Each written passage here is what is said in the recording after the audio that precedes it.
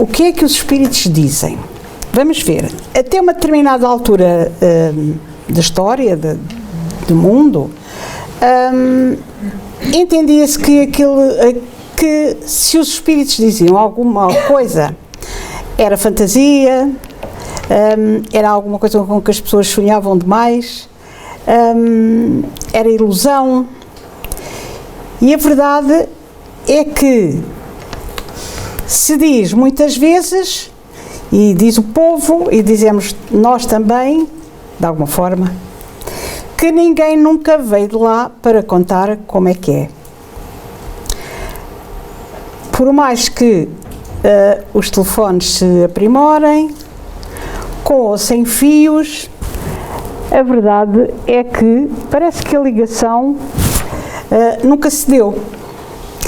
E a história de alguém vir contar como é que foi, ou o que é que se passa do lado de lá, fica por aí mesmo. A verdade, porém, é que com o lançamento do espiritismo no mundo, viemos a perceber de que as coisas não são assim tão lineares, que não é fantasia, que não é ilusão, que os espíritos se comunicam.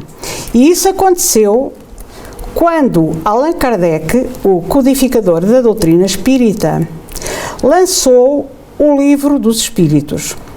O Livro dos Espíritos foi lançado em 18 de abril de 1857 na Galeria de Orleans, em Paris, no Palais Royal, por Edantio Livreiros, era assim o nome da livraria onde foi lançado o livro, contendo inicialmente 501 perguntas e respostas e saindo definitivamente, já esta edição que aqui está, já é uma quarta edição, portanto que não tem ali o Edantio Livreiros, como eu disse, mas já são outra livraria. Bem, então, para dizer o quê? Que o livro contém agora 1019 perguntas e respostas e vai nos elucidando do modo como se relaciona o mundo espiritual e o mundo terreno, porque Allan Kardec teve hipótese e teve o trabalho de conversar com o mundo espiritual, com os espíritos, através de médiuns, e foi pelas informações que os espíritos iam dando através dos médiuns que Allan Kardec foi, de algum modo, compilando, formando, estruturando o Livro dos Espíritos. Inicialmente, ele foi incentivado por um grupo de amigos para que se lançasse ao estudo daquilo que os espíritos transmitiam através dos médiuns, e foi assim que, através inicialmente de duas meninas, Júlia e Carolina, as meninas Baudin, como nós estudamos, através da escrita, elas iam respondendo a perguntas que Allan Kardec lhes fazia e que depois ia compilando, estruturando, deitando fora aquilo que não interessava e tal. Portanto, inicialmente, quem colaborou na hipótese da abrangência que tem o espiritismo foram estas duas meninas. Depois, também Allan Kardec não se limitava simplesmente a trabalhar com as pequenas Júlia e Carolina, fazendo perguntas consequentes aos espíritos, mas também depois analisava com amigos e com pessoas que estavam ali presentes naquela sala onde as comunicações se davam, para verem até que ponto tinha fundamento as respostas que os espíritos davam às perguntas que ele fazia, ou seja, aquilo que os espíritos diziam através da escrita. Bom, então, ao chegar, eu gostava só de chamar a vossa atenção para a iluminação. Não era como agora, que a gente tem lâmpadas por todo o lado, era simplesmente a vela. Ou também havia uns candeeiros, um tipo de gás. Bem, Então, depois de estudar as escritas que as meninas faziam naquela mesa onde se iam tentando responder às perguntas que Kardec fazia, ele ia para casa e tinha que estudar, tinha que ler aquilo que tinha, todo o material que trazia. A este tipo de reuniões em que, para além das meninas, ele depois fazia, digamos que, uma avaliação daquilo que se passava, nós chamamos reuniões instrutivas. Kardec fazia estas reuniões, este grupo de pessoas, um grupo limitado, claro, e com as meninas, depois com outros médiuns, para se instruir. Portanto, é aquilo que nós chamamos reuniões instrutivas. Entretanto, ao dirigir-se a casa, ele tinha então que fazer toda a seleção que tinha trazido daquelas reuniões, bem como responder a montes de correio, como nós vemos aqui, e lá está ali o candeeiro. A querosene era um tipo de petróleo, não é? E a caneta, vejam, é das esferográficas de topo de gama. Portanto, foi assim, dentro deste contexto, que Kardec foi compilando a doutrina espírita, através então das tais reuniões instrutivas. E é assim que aparecem no mundo as 5 obras básicas da doutrina espírita, mais a obra O que é o Espiritismo e a Gênese, o que é o Espiritismo e obras póstumas, que de algum modo completam a estrutura de toda a codificação do Espiritismo. E o que é que está contido nessas obras? Afirmações de que somos imortais, de que continuamos a existir como espírito e que podemos comunicar uns com os outros nos 2 lados da existência. Ora bem, quando Kardec faz este tipo de afirmações, eram afirmações que revolucionavam. Já não era a senhora da esquina que lia as borras do café, enfim, não é? Ou que deitava as cartas, ou os búzios, ou por aí. E em Portugal as pessoas eram muito fãs dessa história. Acho que é o país mesmo do mundo onde melhor se tinham estas artes de magia e de adivinhação. Então, um dia falaremos acerca disso. Perante as afirmações que se encontravam nestas obras e que se espalharam pelo mundo inteiro, acontece que se agitaram as águas, digamos assim, na comunidade científica. Os cientistas achavam que isto era um passo muito grande, um atrevimento, de alguma forma, afirmar as coisas que Kardec afirmava naqueles 5 livros e mais 2 que vieram a lume. E, ao se agitar a comunidade científica, portanto, o grupo de cientistas que vigorava naquela altura, eles fizeram um grande favor aos espíritos superiores, porque quando eles se lançaram na investigação para de algum modo comprometer aquilo que Kardec afirmava, saiu-lhes o tiro pela culatra, como se diz na gíria, porque chegaram à conclusão de que aquilo que ele afirmava era de facto uma realidade e acabaram por se render às afirmações dos espíritos. E por causa disso, nós vamos ter que fazer uma viagem, porque os livros também viajaram, não é? Não ficaram só em Paris. E é dentro dessa viagem que nós vamos até Itália, ao Museu de Antropologia Criminal César Lombroso.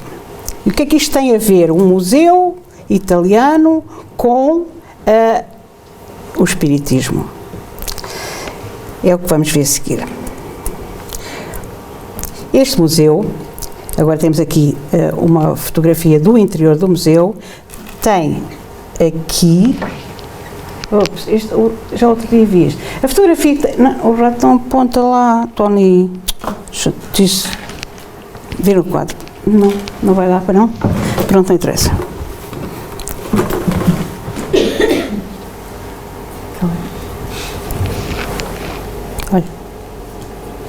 hoje nada funciona. Esquece. Bom, não interessa, já vimos aqui. Este quadro que está aqui em ponto maior, isto será, de certo, a recepção do tal Museu César Lombroso em Itália, Turim.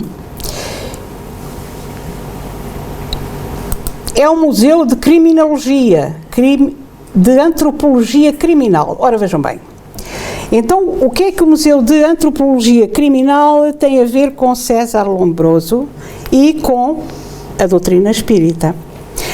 César Lombroso era um cientista italiano que viveu entre 1835 e 1909. Se repararem, aqui dentro está encaixada, dentro destas duas datas, o lançamento do espiritismo no mundo. Ele nasceu em 1835. O Livro dos Espíritos foi lançado em 1857. Portanto, foi na vida, na juventude deste senhor. Este senhor era cientista e era criminologista. Ele estudava o ser humano, o cérebro humano, para perceber porque é que os criminosos têm aquele tipo de tendência. Ele estudava o cérebro das pessoas, os delinquentes. Portanto, era um homem ligado fundamentalmente à matéria. E as investigações dele eram exatamente, ele ia a instituições em que as pessoas estavam psiquiátricas e tentava estudar a fundo aquelas pessoas para perceber qual era a relação entre a dificuldade psiquiátrica e o crime. Bom, César Lombroso não tinha até determinada altura da sua vida nada que lhe fizesse pensar que um dia havia de ser um espírita convicto e defender as ideias espíritas. Aparece também no cenário de César Lombroso, nesta altura, Eusápia Paladino. Eusápia era italiana, era de Nápoles, era uma senhora analfabeta, empregada numa casa particular, e alguma vez César Lombroso se manifestou na imprensa acerca dos espíritas e das invenções que estavam naquelas 5 obras, e há um amigo italiano que lhe diz: olha, eu gostava que você experimentasse com uma mulher que eu tenho aqui em casa que é muito curiosa e que me parece que podia dar resposta a algumas das suas inquirições. Pode ter características para o ajudar. E é aí que aparece em cena Eusápia Paladino. César Lombroso, de parvo não tinha nada, achou que estava na hora de experimentar aquilo que os espíritas diziam, porque não?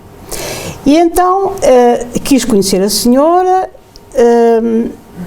encontrou-se com ela lá no hotel, conversaram, e a partir daí ele começou-se a perceber de que aquela senhora tinha características diferentes e que de facto provocava determinados fenómenos que não estavam previstos na sua vida.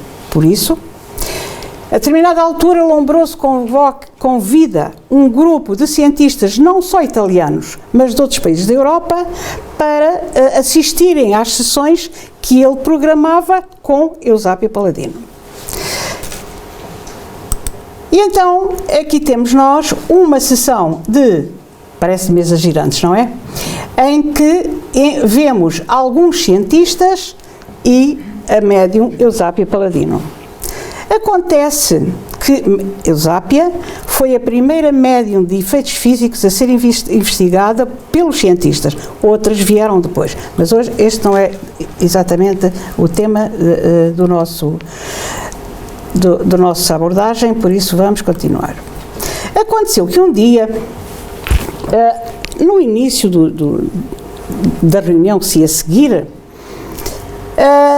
César Lombroso percebeu-se que a senhora não estava muito bem.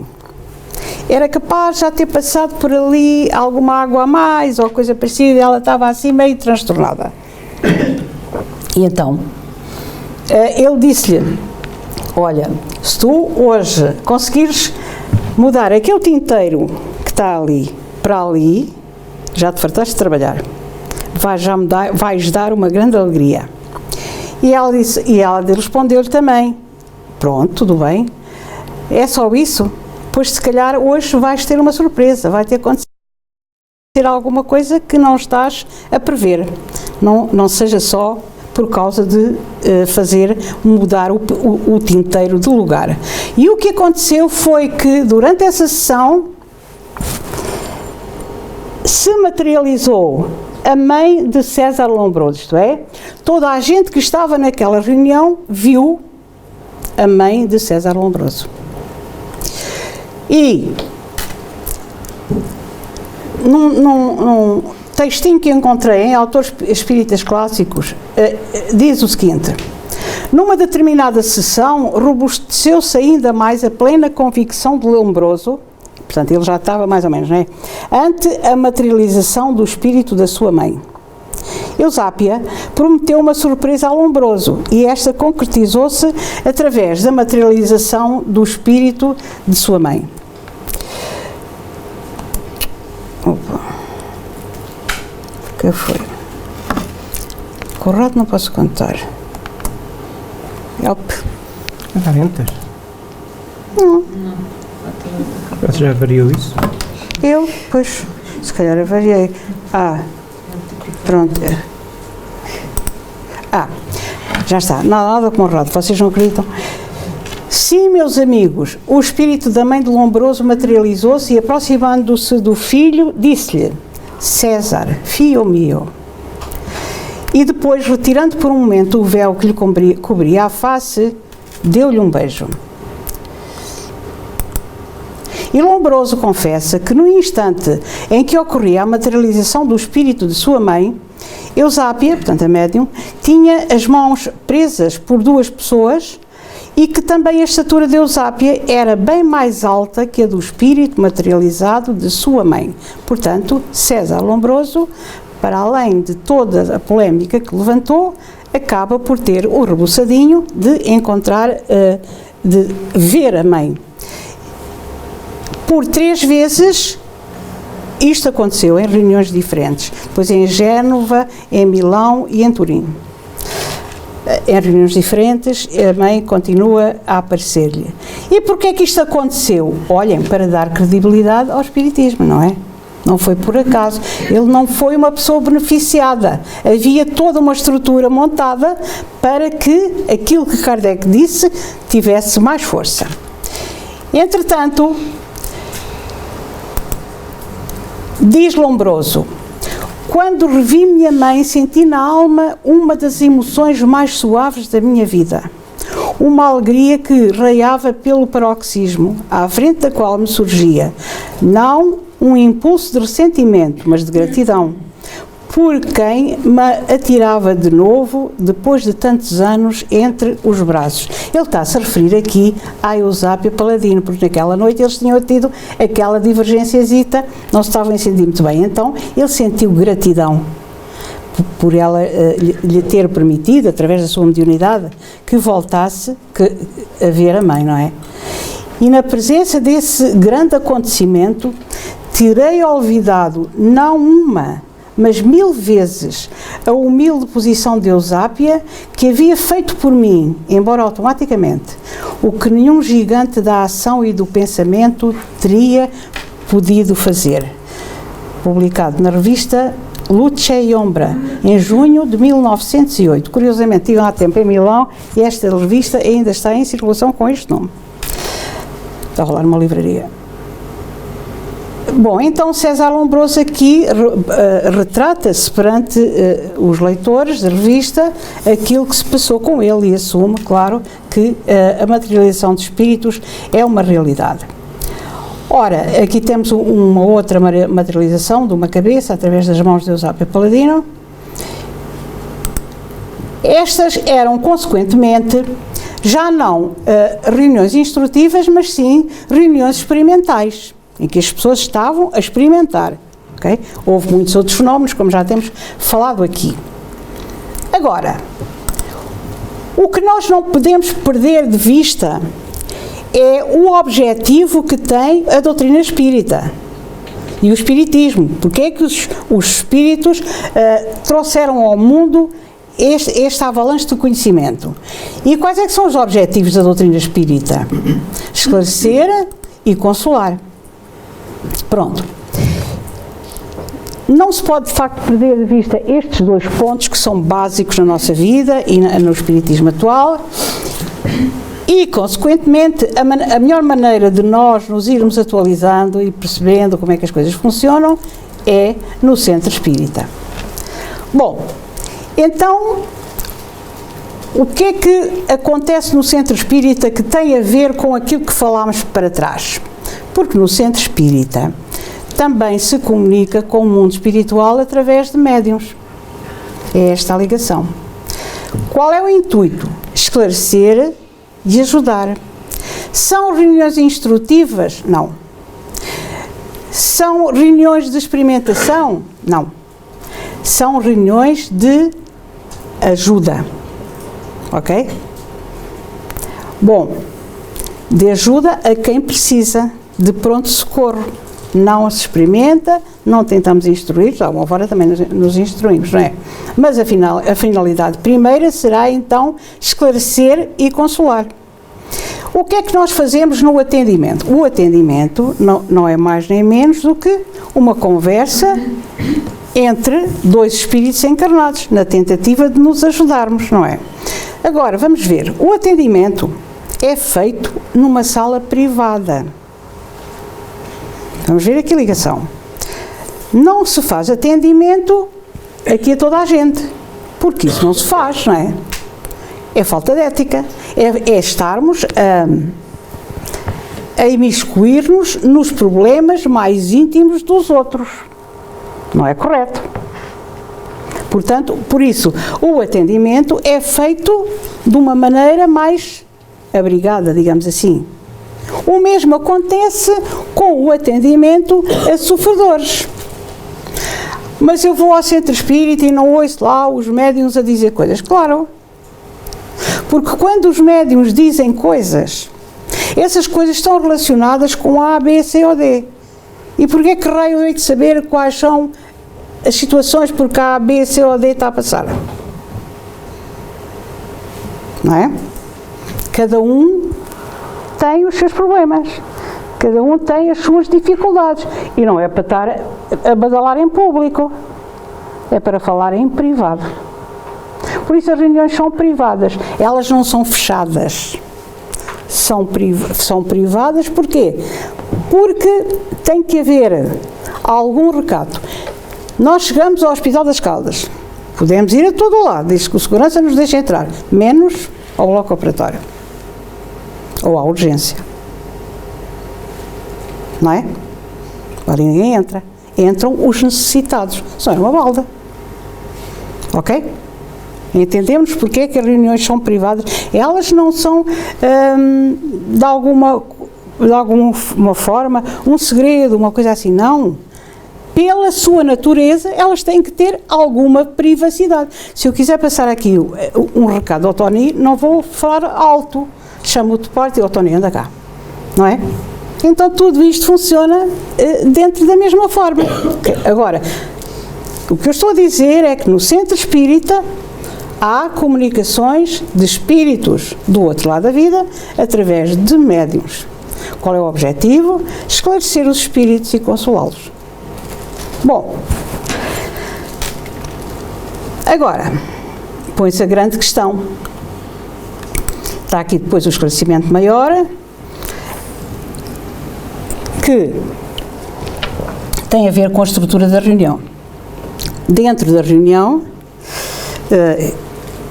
está um determinado número de pessoas, 10, 11, 12 por aí, não mais, não é uma balbúrdia. A estrutura da reunião terá um dirigente, alguém que orienta, mas isso é em todo o lado, se não houver alguém que orienta é uma chatice. Então, alguém que orienta, um grupo de médiuns disponíveis e seguros, que graças a Deus temos aqui no centro, Os doutrinadores são as pessoas que conversam com os espíritos que se estão a manifestar através dos médiuns e também as pessoas que estão a sustentar o ambiente com a sua prece, o seu carinho, as suas vibrações de compreensão para aquele que se está a manifestar. Então, e a voz do espírito é a voz do médium? Às vezes pensa, às vezes lá há um trejeito ou outro que modifica, mas não. O médium manifesta-se com a sua própria voz, está bem? Agora, a reunião serve exatamente para dar a primeira mão, digamos assim, a quem está acorrentado por uma situação. Por isso, põe-se a questão.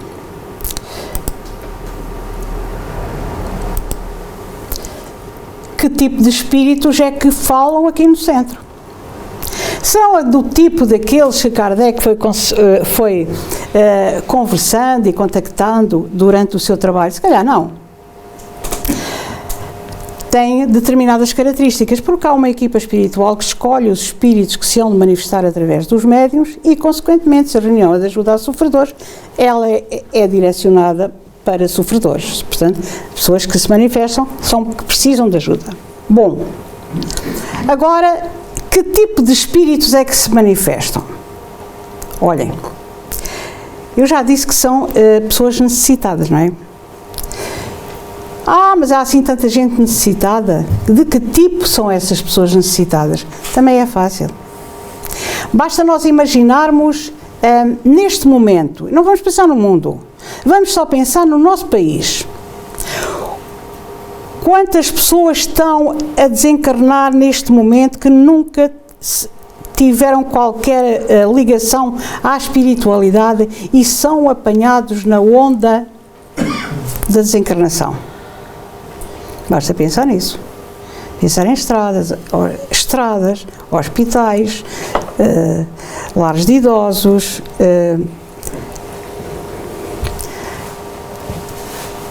unidades de retaguarda, e temos aí uma abrangência do número incrível de pessoas que estão a desencarnar neste momento com dificuldades.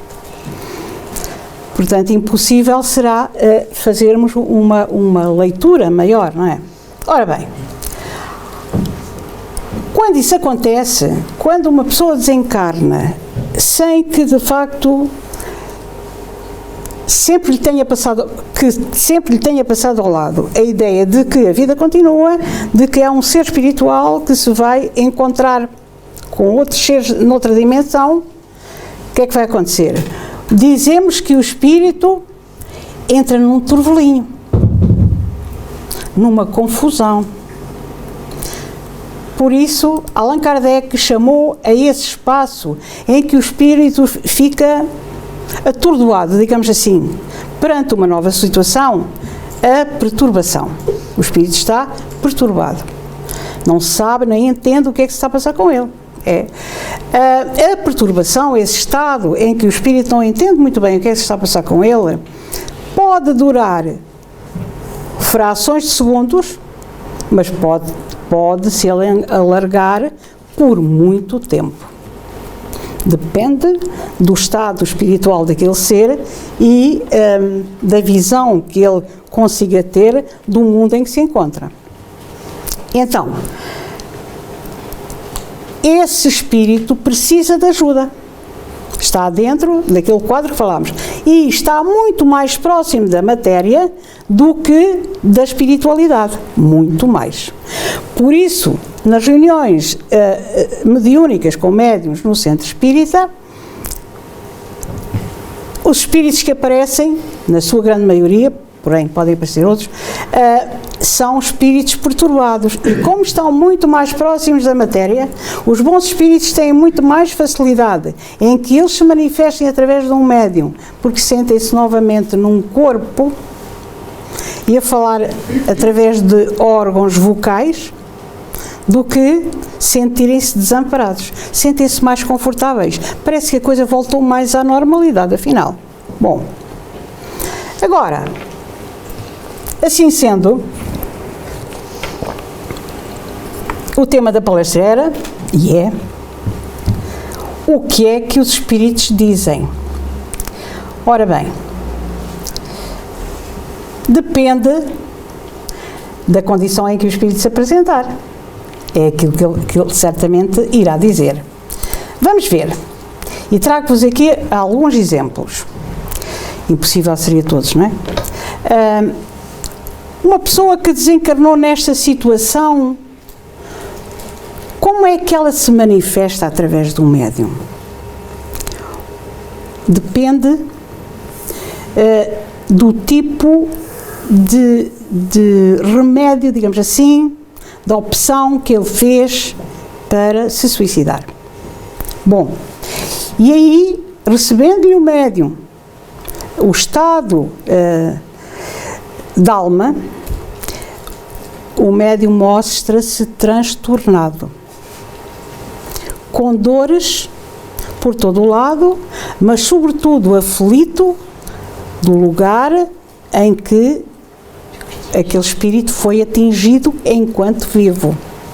Então o médium sofre de alguma forma as sensações e manifesta-se desconfortável, com dores de estômago, por exemplo, a não conseguir falar. E a pouco e pouco a abordagem será esta: olha, onde é que lhe dói? Muitas vezes o espírito nem consegue dizer, mas faz sinais. Não se pode falar muito com uma pessoa deste tipo, porque este é dos tais que entravam com pulseira vermelha na urgência. Não sei se ela existe, mas pronto, se existe seria esta a pulseira. Portanto, não se pode estar a tirar nabos da boca. Então, porquê que isso aconteceu? Não, porque o espírito não está em condições de falar. Ele precisa unicamente de ver à sua volta alguém que o possa encaminhar e confiar nos bons espíritos que estão logo ali para o levarem para um lugar mais seguro. Também é técnica adormecer-se o espírito, tentar dizer-lhe muitas vezes: durma, está tudo bem consigo, já passou, para que, e é quase como um mantra, como eu costumo dizer: durma, está tudo bem, durma agora, para que as dores se aliviem e ele possa ser mais facilmente recolhido pela equipa espiritual. Agora, depois há aqueles espíritos que aparecem enraivecidos, capazes de matar toda a gente. São espíritos que desencarnaram cheios de rancor por alguma coisa. E acontece muitas vezes por alguém ou por alguma coisa. Mas eu só queria citar aqui um caso que se passou aqui no centro, com um espírito que estava capaz de destruir tudo e todos. Ameaçava, através de um médium, claro, que nos ia destruir. Vocês vão ver o que é que está a acontecer. Olha, agora vem uma mulher falar comigo que longe, que eu estava disto. Não tem sequer tarimba para falar comigo, senhora. Porque eu sou um homem. Paciência, eu sou uma mulher. E eu tenho uma raiva que nem a posso ver. Tem graça que eu, por si, não sinto nada. Pelo contrário, é uma pessoa que apareceu aqui, simpática. E a determinada altura, eu comecei-me a perceber, porque eu faço doutrinação, que aquele ser, aquele rancor que ele tentava transmitir ao centro, às pessoas que aqui vinham, e lhes acontecia mil e uma coisas. A senhora nem faz ideia do que é que eu posso fazer a esta gente. Sabe porquê? Enquanto vocês não fecharem essa porta, não tem sossego. Andam a enganar as pessoas. Mas com uma altivez. Mas que raio, eu não estava a sentir aquela altivez como profunda. E perguntei-lhe: olha, eu estou a falar com uma pessoa muito nova, não estou? Tu és um rapazinho. Está-me a ver, não está? Estou-te a ver. E porquê é que tu estás com isso? Tu até nem tens raiva nenhuma desta gente. Alguém te encomendou o sermão. Vieste para aqui para meter medo. Quem é que te diz isso para tu vires para aqui? Ora não, pagam-te, não foi? Apanharam-te e agora pagam-te. E tu fazes o serviço. Eu vou fazer isto. Fazes tu muito bem. Olha uma coisa. Diz-me lá, tu tens quantos anos? Tens 19, não tens? Como é que sabe? Lembrei-me. Tenho 19, tenho. Partiste para o outro lado muito cedo. O que é que se passou contigo? Sabe o que é que foi? Zanguei-me com o meu pai. Foi. Foi. E tudo aquilo que se passa ali, naquele espaço, é supervisionado pela equipa espiritual. Isto não foi adivinhação minha. Alguém me sussurrou este converso aos ouvidos. Vejam bem, alguém que vinha cheio de rancor, porquê? Porque tinham-lhe encomendado um serviço. Nem tinha raiva por ninguém. Mas a primeira era logo, eu vou destruir vocês todos e todos o que aqui estão, enquanto eu não destruir. Era a ideia principal, era a de lançar zanga. E então, eu disse, pois zangaste com o teu pai e depois fizeste o que não devias, não é? E depois aconteceu-te aquilo que acontece a outros muitas vezes. Como é que você sabe a minha vida? É fácil, é sempre assim. Depois foi posto este lado da vida antes do tempo. Mas pronto, olha, e agora o que é que eu lhe faço? Vejam lá bem onde é que ele se tinha metido, só porque se zangou do pai, com o pai. Resumindo, ganhámos empatia. Isto é, a agressividade com que aquele espírito se manifestou ao princípio transformou-se em empatia, porque era alguém que o ouvia. Como há muito tempo, se calhar, ninguém o ouvia. Então eu disse, olha, mas se calhar está na hora de tu saíres disso, porque se tu pudesses sair desse grupo em que estás envolvido... Isso nem se diz, nem é brincar, pois é, estavas mesmo. Mas olha, neste momento tens a oportunidade disso, porque estão aqui dois rapazes mais ou menos da tua idade. Eles estão-me a dizer que passaste pela mesma situação, que passaram pela mesma situação que tu estás a passar. E eles querem te ajudar e queres saber? Eles nunca mais te deixam ser agarrado por esse grupo em que estavas infiltrado. Queres ir com eles? Quero. Mas olha, a senhora não tem medo de mim?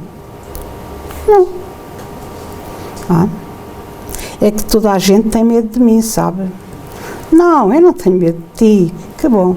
Olha, eu posso ficar aqui mais tempo ao pé de si?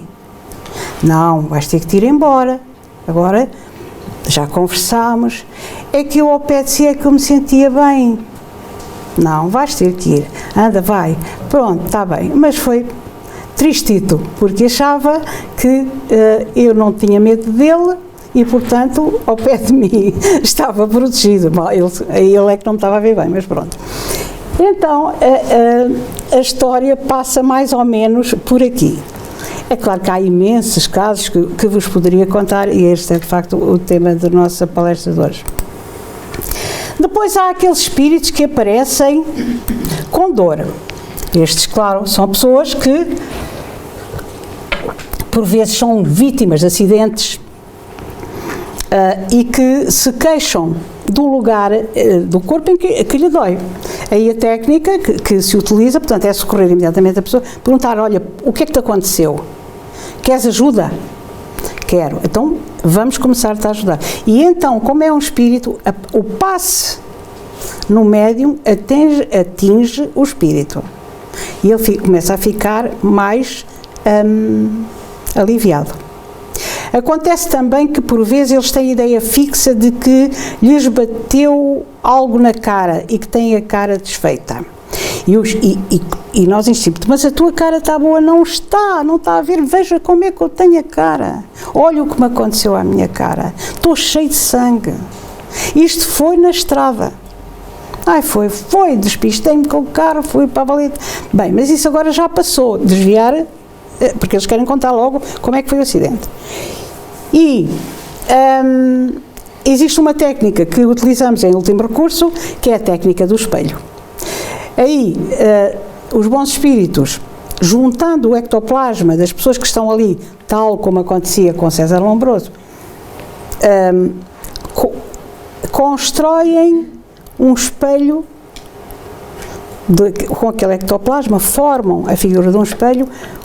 O espírito vê-se ao espelho, fica encantado, porque já lá não tem ferida e o rosto está perfeito. Então, normalmente agradecem muito e pronto, e lá vão com a equipa espiritual, mais felizes. Às vezes perguntam, às vezes dizem, olha, mas eu não tenho dinheiro para pagar. Mas aqui ninguém falou em dinheiro, senhora. Então está bem. Pronto, ficam mais animados e, de facto, cada uma destas conversas é sempre uma alegria para quem pode, de algum modo, partilhar. Ainda, os espíritos, aparecem espíritos que estão extremamente confusos porque não sabem sequer porque é que estão ali e a pouco e pouco vamos-lhe perguntando, olha, mas o que é que se passa consigo? Fale comigo. Não, a mim eu não sei onde é que estou, para a minha vida isto é uma confusão que está aqui, mas vai deixar de ser. Abra os olhos, quer ver onde é que está. Mas eu estou a ver, eu não sei, bem, continuam ansiosos, até que a pouco e pouco se irá, com conversa de amizade, digamos, se irá estabelecer, de facto, empatia entre o doutrinador e o espírito, para depois a equipa espiritual poder levar, então, esses seres, tirá-los da turbação em que se encontram. Depois, estou quase a acabar, poderão aparecer também espíritos que desejam vingar-se de alguém ou de alguma coisa. Pronto. E dentro dos espíritos que desejam vingar-se, muitas vezes aparecem pessoas que foram prejudicados por alguém e que, portanto, a ideia deles será a vingança. Não me venha com histórias, diz o espírito. Enquanto eu não vir aquele indivíduo cá deste lado, não há sossego. Está enganado, senhor. O que é que isto resolveria? Já lhe disse, eu não penso noutra coisa dia e de noite. Mas, calhar, está na hora de pensar. Então está toda a vida a pensar em vingar-se daquela pessoa. Porque a senhora sabe por acaso que ele matou os meus filhos? Se matasse os seus, gostava? Então vê. Eles têm toda a razão. Não é? Mas se lhe formos fazendo perceber que se calhar eles também já fizeram mal a muita gente, às vezes nem deixam que a conversa acabe.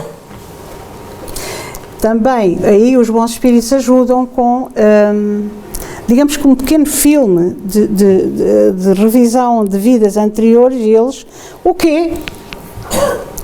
Eu não, para já dizer, eu não quero ver nada, mas vai ter que ver.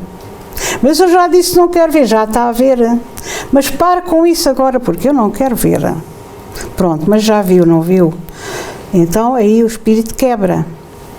Está a conhecer as pessoas que está aí a ver? Estou. Mas não esteja triste, porque eu não estou. Não, para que o espírito não pense que o doutrinador está a entrar na intimidade dele.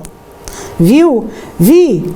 Quer que eu lhe conte? Não, não quero. Eu não sei, nem quero saber. Isso é só entre si e as pessoas que estão nesse cenário. Agora é uma questão de pensar. Eu já pensei, eu vou, mas às vezes é rápido. Eu vou, mas é embora já daqui que não quero aqui estar mais tempo. E acabou.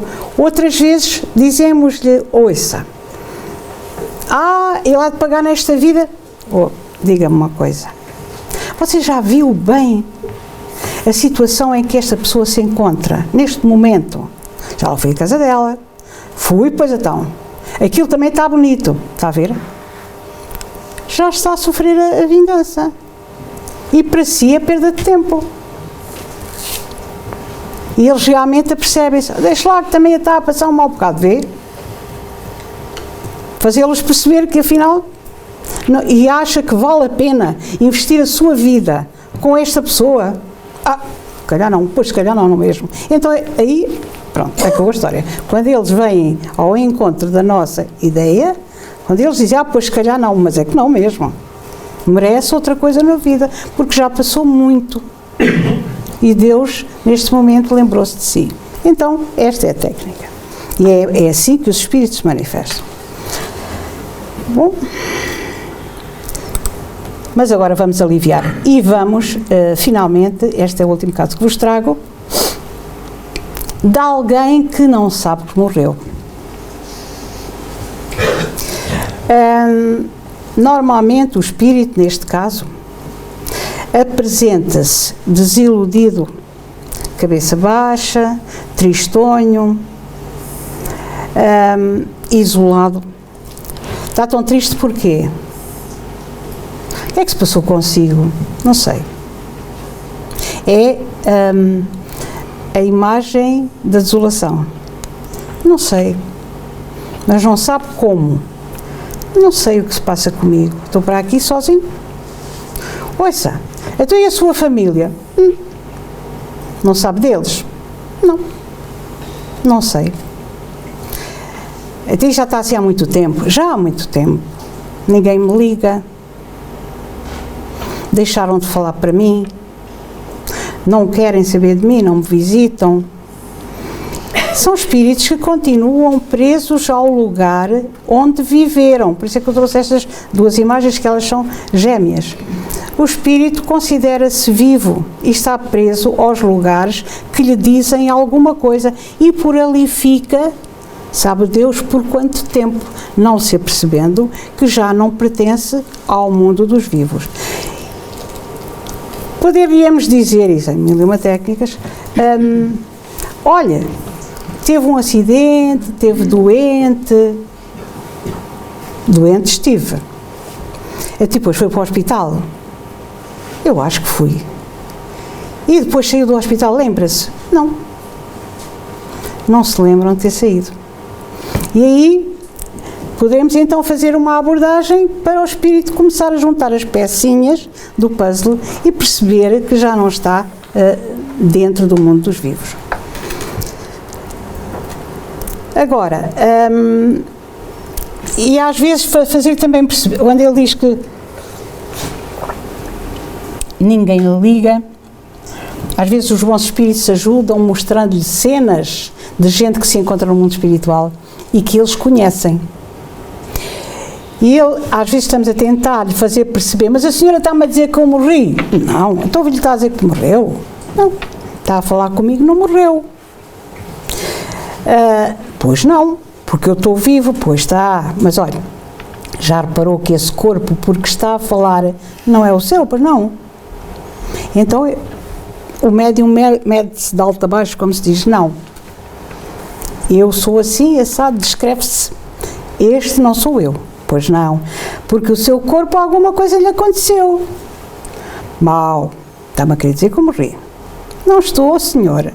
Porque a vida continua. Às vezes é quase um jogo de simpatia, até que ele começa a ver, olha, mas eu estou ali a ver fulano e beltrano, aqueles conheceu bem. Então, mas eles já morreram. Mas estão vivos. Eu já sei mais ou menos o que é que a senhora me quer dizer. Deixa lá que eu agora já vou tirar isto a limpo com eles. E pronto, a partir do momento em que encontro outras pessoas que estão noutra dimensão, e começam a socializar, a coisa resolve-se.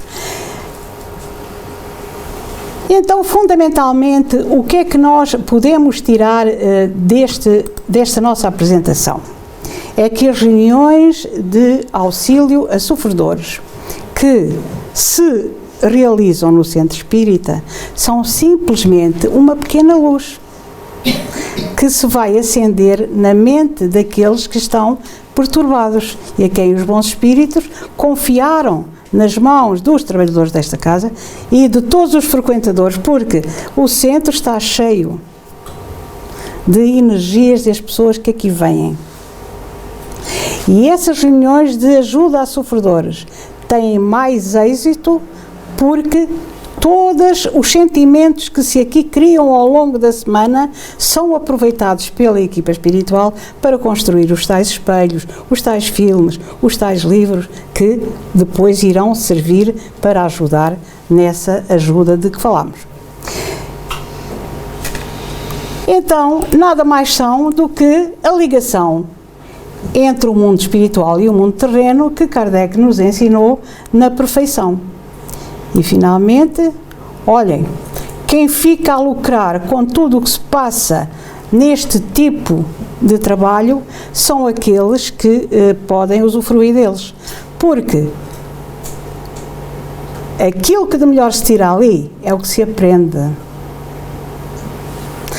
Porque os problemas que ali vão passando são de toda a gente, em todo o lado. Eu lembro-me, só para terminar, que houve uma altura em que eu fui a um centro espírita deste país e a dirigente do centro, simpática, enquanto decorria a reunião de ajuda a sofredores, abriu ali uma brecha e sabia que eu estava à espera de alguém que estava à espera de ser no atendimento e chamou-me e disse: venha cá, não quero um passezinho. Bem, eu já tinha andado naquele dia mais de 300 km, de facto, bem que eu precisava de um passezinho. Ela foi amorosa. E então entrei e estava a decorrer esta reunião. E ela deu-me o passe. Enquanto ela me estava a dar o passe, estavam 2 médiums a manifestar-se, com casos diferentes. Eu lembro-me que um tinha a ver com partilhas e terrenos, e o outro, sinceramente, acho que era um suicida. E eu, na vez de estar quieta e sossegada a receber o passe, a minha cabeça voou logo, mas isto já faz parte da estrutura do ser humano, mais de 20 anos de doutrinação. E eu pensei assim, que interessante, o que aqui se está a passar, o tipo de diálogos que eu estava a ouvir, eram iguaizinhos àqueles que se passam aqui nas Caldas. Ou seja, as dificuldades, as técnicas, a ajuda que se tenta ministrar é igual em todo o lado. Porquê? Porque as pessoas são as mesmas, as dificuldades são as mesmas e, portanto, aqueles que os bons espíritos trazem são todos dentro do mesmo plano de seres necessitados. E pronto, olha, não sei se sequer muito, se não, mas gostei de vos transmitir aquilo que tenho experienciado e que, de facto, não é secretismo, é, de facto, uma reunião, mais um aprendizado como este que nós estamos a ter aqui. Muito obrigada por me terem ouvido.